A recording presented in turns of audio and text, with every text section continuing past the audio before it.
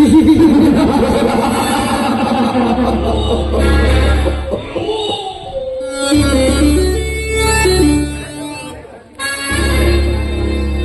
ಚಕ್ರವರ್ತಿ ಕಣ್ಣಿಟ್ಟ ಹೆಣ್ಣಿನ ವಿಚಾರವಾಗಲಿ,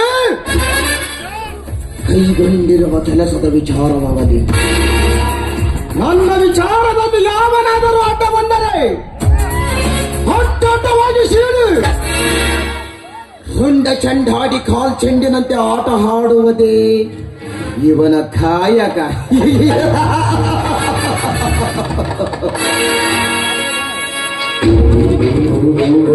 ಆ ಮಂತ್ರಿ ಮಹೋದಯರ ಸಪೋರ್ಟಿನಿಂದ ಆ ಸತ್ಯದೇವನ ಆಸ್ತಿಯನ್ನು ನನ್ನದಾಗಿಸಿಕೊಂಡು ಅದರಲ್ಲಿರುವ ನಿಧಿಯನ್ನು ನನ್ನದಾಗಿಸಿಕೊಳ್ಳುವ ಮಾತ್ಕಾರ್ಯದಲ್ಲಿ ಅದು ಯಾವನು ಅಡ್ಡ ಬರುತ್ತಾನೋ ನೋಡುತ್ತೇನೆ.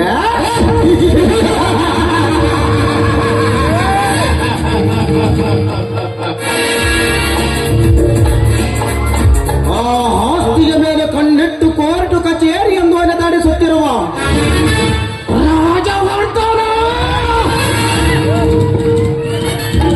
ನಿನ್ನ ಶ್ರೀಮಂತಿಕೆಯ ಸ್ವತ್ತಿಗೆ ತಕ್ಕ ಉತ್ತರ ಕೊಡಲೆಂದು ಉದ್ಭವಿಸಿ ಬಂದಿದ್ದಾನೆ ಚಕ್ರವರ್ತಿ.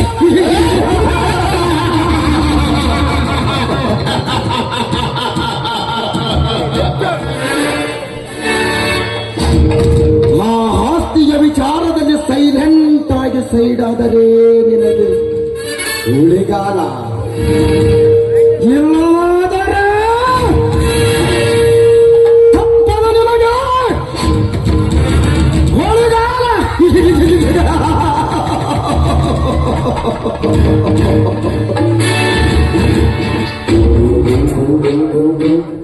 ಯಾಕೆಂದರೆ ಈ ಚಕ್ರವರ್ತಿ ನುಂಗಲು ಬಾಯಿ ತೆಗೆದರೆ ಬೆಟ್ಟದ ಹೊಲೆ ಮೊದಲಕ್ಕೆ ಕಾಲು ಕೆದರಿದರೆ ಕಾಲು ಕೆದರಿದ ಹುಲಿ. ನಿಮ್ಮಂತ ಶ್ರೀಮಂತರ ಸೋಗಿನಲ್ಲಿ ಪರಿವಾರದ ಬದುಕು ಸಾಗಿಸುವವರಿಗೆ ಪುಣ್ಯಕ್ಕೆ ಪುಣ್ಯ ಹುಲಿ.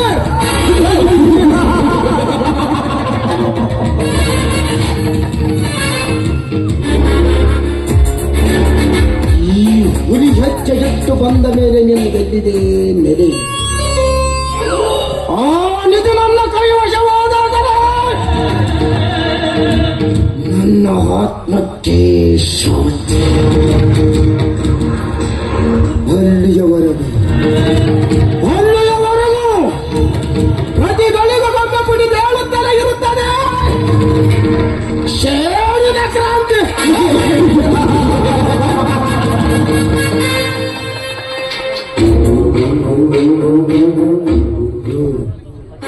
ಯಾವುದು ಹಳ್ಳಿರಂಬೆ ಬೆಳ್ಳಿ ಬಂಬೆಗಿಂತೆ ಬರುತ್ತಿದೆ. ಬರಲಿ ಬರಲಿ.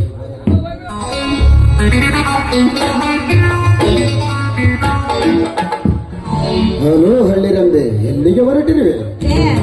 ಯಾವ್ಲ ನೀನು ಗೊತ್ತಿಲ್ಲ, ಗುಣಾಚಾರ ಇಲ್ಲ, ಒಳ್ಳೆ ಅತ್ತಿ ಮಗ ಮಾತಾಡ್ಸಕ್ತಿಯಲ್ಲ. ಯಾರು ನೀನು? ದಾರಿ ಬಿಡು. ನಾನ್ಯಾರು?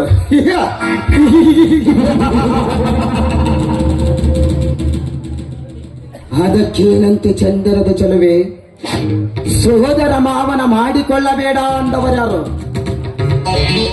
ಯಾಕೆಂದ್ರೆ ಈ ಹಳ್ಳಿಯಲ್ಲಿ ಹರಗದ ಯೌವನ ಮತ್ತು ಒಂಟೆಯಾಗಿ ತಿರುಗಾಡೋದು ಅಲ್ಲ. ನನ್ನ ಕಷ್ಟ ನಷ್ಟ ತಗೊಂಡು ನೀ ಏನ್ ಮಾಡ್ತಿ ಅಂದಾಗ ನಾ ಯಾರು ಗೊತ್ತೈತಿ ನಿನಗ? ನಾನ್ಯಾರು?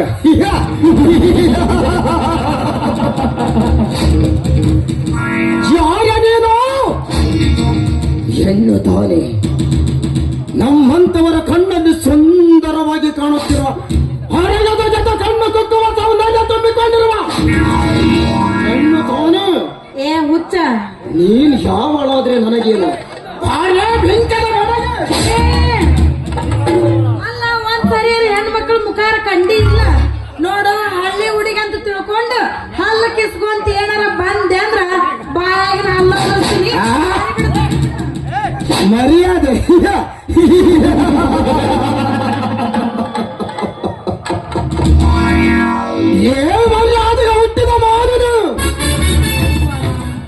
ನಿನ್ನ ಹೊಟ್ಟ ದಾರಿ ನೀನು ಹಿಡಿಯುವ ಮೊದಲು ನನ್ನ ಹೊಟ್ಟ ದಾರಿಯಲ್ಲೊಮ್ಮೆ ಬಂದು ಹೋದು. ಯಾರು ಅದ್ಯಾವ್ದ ನಿನ್ನ ಆಟದಾರಿ? ನಿನ್ನ ಆಟಗಸ್ಬಿ ಮಗನ. ಅದಕ್ಕೆ ಹೇಳೋದು, ಈ ಹಳ್ಳಿನ ಪ್ರಪಂಚ ಮಾಡ್ಕೊಂಡು ಬಿದ್ದಿರು ನಿನ್ನಂಥವಳು ನನ್ನಂಥವನ ಪ್ರೇಮ ಸಂಘ ಬೆಳೆಸಬೇಕು ಅಂತ ಹುಡುಗಿ ನಿನ್ನ ರಸಪೂರಿ ಹಣ್ಣಿನಂತ ಮೈ ಕಟ್ಟುಕೊಂಡ ತಕ್ಷಣ ಮನಸ್ಸಲ್ಲಿ ಏನೇನೋ ಆಶೆಗಳ ಚಿತ್ತಾರಗಳು. ಅದಕ್ಕಾಗಿ ನನ್ನ ಜೊತೆ ಸರಸ ಸಲ್ಲಾಪದ ಆಟ ಹಾಡು, ಜೀವನದ ಮಜಲುಗಳನ್ನೆಲ್ಲ ಕಲಿಸಿಕೊಡುತ್ತೇನೆ. ಹೌದಾ ಪ್ರಿಯ? ನೀನು ಆ ದಾರಿಗೆ ಬಂದೇನು? ನೋಡು, ಹಳ್ಳಿ ಹುಡುಗಂತ ತಿಳ್ಕೊಂಡು ನೀ ಏನಾರ ಹಾಲು ಕಿಸ್ಕೊಂತ ಬಂದೆ ಅಂದ್ರ ನೀನು ಒಂದೊಂದು ಹಾಲು ಭೂಮಿಗೆ ಬೀಳ್ತಾವು. ನಿನ್ ಒಂದಿಟ್ರ ಮಾನ ಮರ್ಯಾದೆ ಐತಿಲ್ಲ, ನಾಯಿ ಕುಲ್ದವನ. ದಾರಿ ಬಿಡುತ್ತೇನೆ, ಯಾಕೆ ಅವಸರ ಮಾಡುತ್ತಿರುವೆ? ಬಂದು ಬಿಗಿದಪ್ಪು, ನಂತರ ದಾರಿ ಬಿಟ್ಟು ಕಳಿಸುತ್ತೇನೆ. ಬಾ ಚಲವೇ, ಬಾ. ಏ, ನಾನು ಮರೆ ಕೈ ಬಿಡು. ಮಂದಿ ನೋಡಿದ್ರ ಅಪಾರ್ಥ ತಿಳ್ಕೊತಾರ ನನ್ ಬಗ್ಗೆ. ಹಾಗಾದ್ರೆ ಒಂದು ಕೆಲಸ ಮಾಡು. ಏನದು? ಇಲ್ಲಿ ಕುಳಿತಿರುವ ವಿಡಿಯೋ ಮಾಡುತ್ತಿರುವ ವ್ಯಕ್ತಿ ಯಾರು ಗೊತ್ತಾ? ದುರ್ಗೇಶ್ ಎಂ ಹೊಸಮನಿ, ಬೈಲ್ಗುಡ್ಡಿಯವರ ಪ್ರಸಿದ್ಧ ಚಾತಿ ಕವಿ. ಇವರು ರಚಿಸಿರುವ ಕರುಳಿನ ಕುಡಿ ಕ್ರಾಂತಿಯ ಕಿಡಿ ಎಂಬ ಸುಂದರ ಸಾಮಾಜಿಕ ನಾಟಕವನ್ನು ನೋಡಲು ಕುಳಿತಿರುವ ಪ್ರೇಕ್ಷಕರು ಅಪಾರ್ಥ ಮಾಡ್ಕೋಬಾರ್ದು. ನನ್ನ ಜೊತೆ ಹಾಡಿಕೊಂಡು ಕುಪ್ಪಳಿಸು, ಆವಾಗ ಬಿಟ್ಟು ಕಳಿಸುತ್ತೇನೆ. ಇವನು ಕಡಿಂದ ಹೆಂಗಾರ ತಪ್ಪಿಸ್ಕೋಬೇಕ್ರಿ. ಸುಳ್ಳ ಇವನ್ ಜೊತೆ ನನಗೆ ಜಗಳ. ನೋಡ್ರಿ, ನೀವ್ ಹೇಳ್ದಾಗ ಹಾಡ್ ಕುಣಿತೀನಿ, ಆಮೇಲೆ ನನ್ ಕೈ ಬಿಡ್ಬೇಕ ಮತ್ತ. ಹೇ ಹುಡುಗಿ, ಮನದಲ್ಲಿ ನೀನು ಯೋಚನೆ ಮಾಡಿದರೆ ನಾನು ನಿನ್ನನ್ನು ಬಿಡುವುದಿಲ್ಲ. ಕವಿತಾಳಿದಾಸನ ನನ್ನ ಶಕುಂತಲೆ,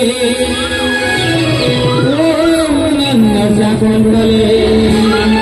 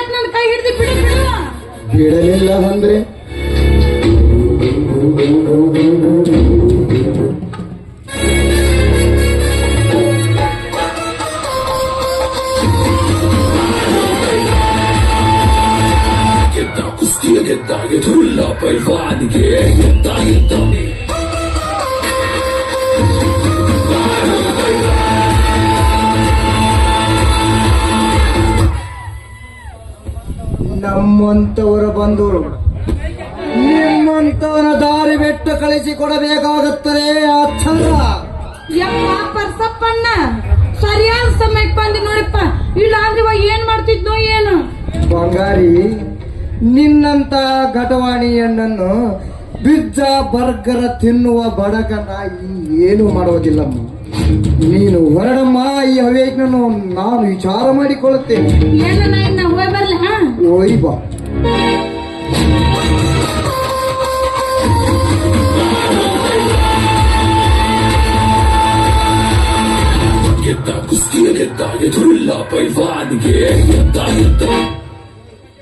ಲೇ ಯಾವನಲ್ಲ ನೀನು?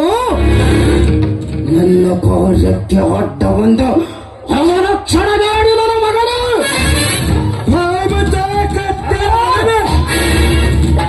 ನಮ್ಮಂತ ಹಳ್ಳಿ ಹೆಣ್ಣು ಮಕ್ಕಳ ತಂಟೆಗೆ ಬಂದರೆ ನಿನ್ನ ಕೈ ಕತ್ತರಿಸಿ ಬಿಡುತ್ತೇನೆ. ಅವರ ಬಗ್ಗೆ ಕೀಲಾಯಿ ಮಾತನಾಡಿದರೆ ನಿನ್ನ ನಾವಿಗೆನ ತುಂಡು ತುಂಡು ಮಾಡಿ ಬಿಸಾಡಿ ಬಿಡುತ್ತೇನೆ. ಸುಮ್ಮನೆ ನನ್ನ ದಾರಿಗೆ ಹೊತ್ತ ಬರಬೇಡ, ಇದರ ಪರಿಣಾಮ ಭೀಕರವಾಗಿರುತ್ತದೆ. ವಿಚಾರಿಸು, ಏನೋ ಮಾಡ್ತೀಯೋ? ಈ ಸಿಡಿಯದ್ದ ರೈತ ಒಂದು ಸಲ ಕಾಲ ಕೆದರಿದರೆ ಈ ಬ್ರಹ್ಮಾಂಡದಲ್ಲಿ ಬೆಂಕಿಯ ಕೆನ್ನಾರೇ ಉದ್ಭವ ಆಗುತ್ತದೆ.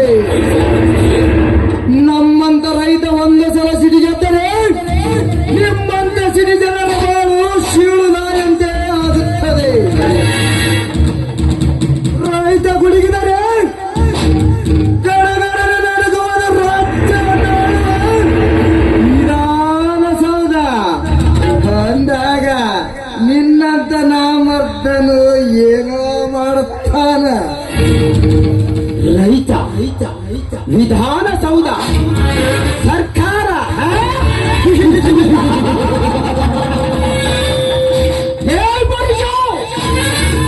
ಈ ಚಕ್ರವರ್ತಿ ಒಂದು ಸಲ ವಿಧಾನಸೌಧದ ಕಡೆ ಸವಾರಿ ಹೊರಟರೆ ಮುಖ್ಯಮಂತ್ರಿಗಳೇ ಎದ್ದು ನಿಂತು ಸಲಾಂ ಹೊಡೆಯುವಾಗ ನನಗೆ ಎದುರು ವಾದಿಸುವೆಯೋ?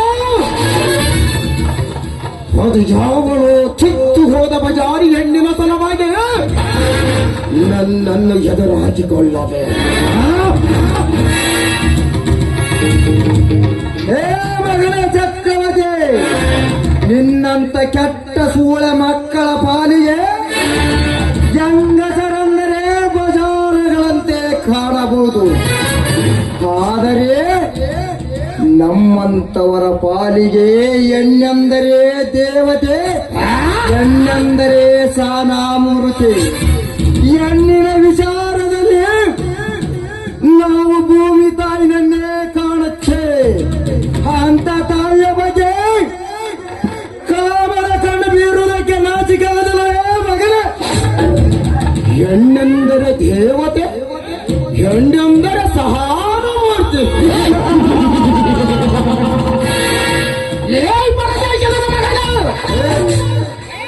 ಹೆಣ್ಣನ್ನು ದೇವತೆ ಎನ್ನುವ ನಿನಗೆ ಹೆಣ್ಣಿನ ಅಂತರಾಳದ ಪಾಠ ಕೇಳುವೆ, ಕೇಳಿಸಿಕೋ.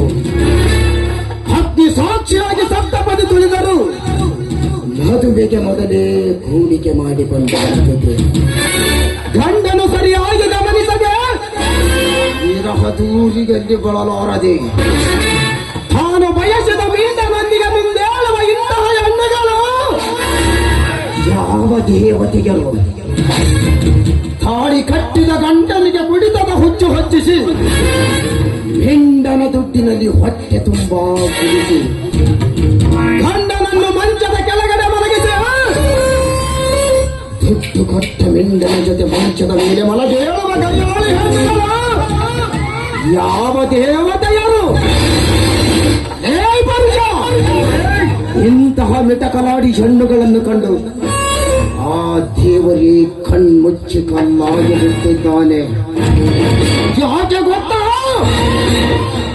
ಹರೆಯದ ಮೊಪ್ಪಿನಲ್ಲಿ ಎಲ್ಲಿ ಇಲ್ಲಿ ಹಬ್ಬ ಮಾಡಿಕೊಂಡರೆ ಜನರ ಕಣ್ಣಿಗೆ ಬೀಳುತ್ತೇವೆಂದು ದೇವರ ಹೆಸರು ಹೇಳಿ ದೇವಸ್ಥಾನಕ್ಕೆ ಹೋಗಿ ದೇವರ ನೆರಳಿನಲ್ಲಿ ತಮ್ಮ ಕಾಮದ ತೃಪ್ತಿಪಡಿಸಿಕೊಂಡು ಬರುವುದನ್ನು ಕಂಡು ಆ ದೇವರೇ ಕಣ್ಣುಚ್ಚಿ ಕಲ್ಲಾಗಿ ಬಿಟ್ಟಿದ್ದಾನೆ. ಈ ಸಮಾಜದ ಉಳುಕು ಬಗ್ಗೆ ಅಂಗಿಲದ ಮಾತನಾಡುವ ಮೊದಲು ನಿನ್ನ ಬಗ್ಗೆ ನೀನು ಅರಿತುಕೊಳ್ಳೇ ಕತ್ತಲ ಮಗನ. ಒಂಟಿ ಹಣ್ಣು ಸಿಕ್ಕಿದ್ದಾಳೆ ಎಂದು ಶಿವನಂತೆ ಕಟ್ಟಿದ್ದಾನೆ. ನೀತಿ ಪಾಠ ಹೇಳುವ ಕತ್ತಲ ಮಗನ. ಇದೇ ನೀತಿ ಅಡಿಯಲ್ಲಿ ನಿನಗೆ ಜನ್ಮ ನೀಡಿದ್ದಾಳೇನೋ ಆ ನಿನ್ನ ಎತ್ತ ತಾಯಿ. ನನ್ನಿಬ್ಬರ ವಿಚಾರದಲ್ಲಿ ನನ್ನ ಶಬ್ದ ತಾಯಿಯನ್ನು ಎಳೆದು ಮಾಡಬೇಡ. ಕಾಮದಿಂದ ಕಂಗಟ್ಟ ಈ ಹಸಿದ ಎಬ್ಬರು ಅವಳ ದೇಹದ ಸವಿಯನ್ನು ಉಣ್ಣದೇ ಬಿಡಲಾರೆ. ಸುಮ್ಮನೆ ನಿನ್ನ ಕೆಲಸ ಮಾಡಿಕೆ ಹೋಗಲೇ ಭಕ್ತ. ಮಗನೇ ಚಕ್ರವರ್ತಿ, ನೀನು ಹಸಿದ ಎಬ್ಬುಲಿ ಆದರೆ ಆ ಎಬ್ಬುಲಿಗಳ ಇಂಡಿಗೆ ಸರದಾರನಾಗಬೇಕಾಗಿತ್ತು. ಎತ್ತರ ಶೋಕೆ. ಪರದೇಶಿಗರ ಮಗನೇ, ಮಾತಿಗೆ ಮಾತು ಬೆಳೆಸಿ ಆಗಬೇಡ ನೀನು. ಬರಿಗೈ ಪಕೀರ ನೇಗಿಲ ಹಿಡಿದ ಹೇಗೆ ಹಳ್ಳಿಯಲ್ಲಿ ರೈತರಾಗಿರುವ ನೀನು ನಿನ್ನ ಕೆಲಸ ಅಷ್ಟೇ ನೋಡಿಕೋ. ಇಲ್ಲವಾದರೆ ಎಡೆ ಬಿಚ್ಚಿದ ಸೋಳಿನ ಸರ್ಪದಂತೆ ನಿನ್ನ ಪಾಲಿಗೆ ಎಡೆ ಬಿಚ್ಚಿ ನಿಲ್ಲಬೇಕಾಗುತ್ತದೆ.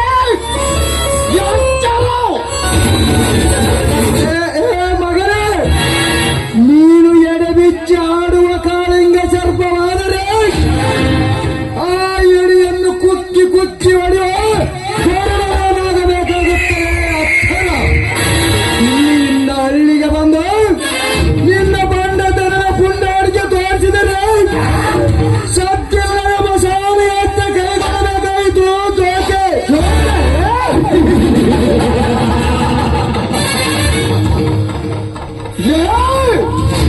ನನಗೆ ಜೋಗೆ ಜೋಡುಗಳನ್ನು ಜೋಗನ ಮಗನೇ. ಆ ದ್ರೌಪದಿಯನ್ನು ಶ್ರೀಕೃಷ್ಣನು ಬಂದು ಕಾಪಾಡಿದ ಹಾಗೆ ನೀನು ಇವಳನ್ನು ಕಾಪಾಡಿ ಕಳಿಸಿಕೊಟ್ಟಲ್ಲ. ಅದಕ್ಕೆ ತಕ್ಕ ಪ್ರತಿಫಲ ನೀನೇ ಉಣ್ಣಬೇಕಾಗುತ್ತದೆ. ಮುಂದೆ ಒಂದಲ್ಲ ಒಂದು ಸಲ ನನ್ನ ಸೇಡು ತೀರಿಸಿಕೊಳ್ಳದೆ ಹೋದರೆ ಈ ಕರುನಾಡ ಚಕ್ರವರ ಚಕ್ರಾಧಿಪತಿ ಚಕ್ರವರ್ತಿನೇ ಅಲ್ಲ.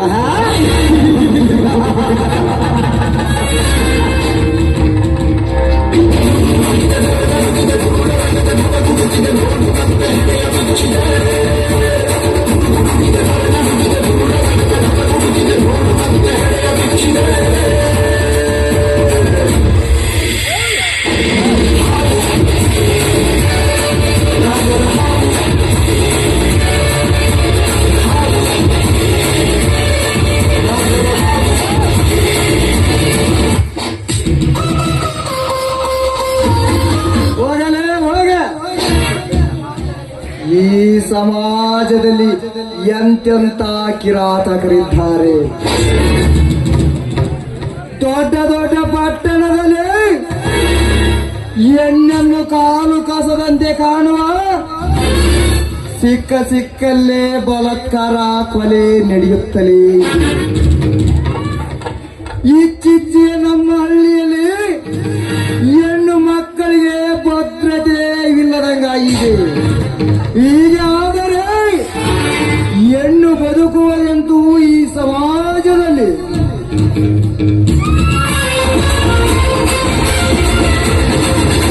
ಈ ಮಂಜ ಮನ್ನ ಕಟ್ಟಿ ತಾನು ಕೊರೆಯ ಕಟ್ಟಿ